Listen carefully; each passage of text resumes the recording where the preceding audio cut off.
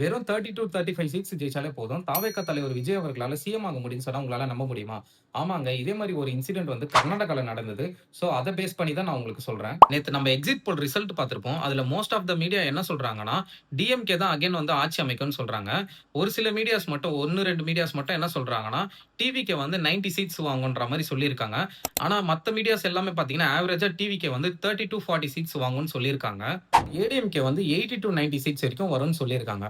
இதே மாரி வந்து ஒரு இன்சிடென்ட் வந்து கர்நாடகால நடந்தது. அது என்னன்றத பார்ப்போம். கர்நாடகால பார்த்தீங்கன்னா, பிஜேபிக்கும், காங்கிரஸ்க்கும் போட்டி இருந்தது. பிஜேபி வந்து 112 சீட்ஸ் வந்து ஜெயிச்சாங்க. காங்கிரஸ் பார்த்தீங்கன்னா, வெறும் 78 சீட்ஸ் தான் ஜெயிச்சாங்க. காங்கிரஸ் வந்து இப்ப ஆட்சி அமைக்க முடியாது. அதனால என்ன பண்ணாங்கன்னா, குமாரசாமின்னு ஒருத்தர் இருக்காரு. அவரு தனியா ஒரு பார்ட்டி வச்சிருக்காரு. ஜேடின்ற ஒரு பார்ட்டி வச்சிருக்காரு.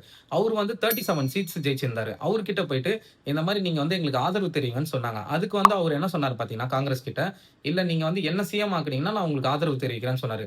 இது காங்கிரஸ் என்ன பண்ணாங்கன்னா, திருப்பி வந்து பிஜேபி வந்து ஆளக்கூடாதுன்றதுக்காக, அந்த சிஎம் பொசிஷன வந்து குமாரசாமிக்கு வந்து விட்டுக் குடுத்தாங்க. சோ அப்படி விட்டுக் குடுத்தனால, வெறும் 37 சீட்ஸ் வச்சு குமாரசாமி வந்து சிஎம் ஆனாரு. சோ இதே மாரி தான் வந்து தமிழ்நாட்டுல மேபி இந்த மாரி நடக்க சான்ஸ் இருக்கு.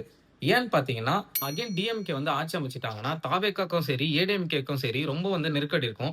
சோ இத பேஸ் பண்ணி பவர் வேணுன்றதுக்காக இந்த மாரி கூட்டணி அமைச்சா அமைப்பாங்க. சோ இது என்னோட ஒப்பீனியன். உங்களோட ஒப்பீனியன் என்னன்றத கமெண்ட்ல சொல்லுங்க.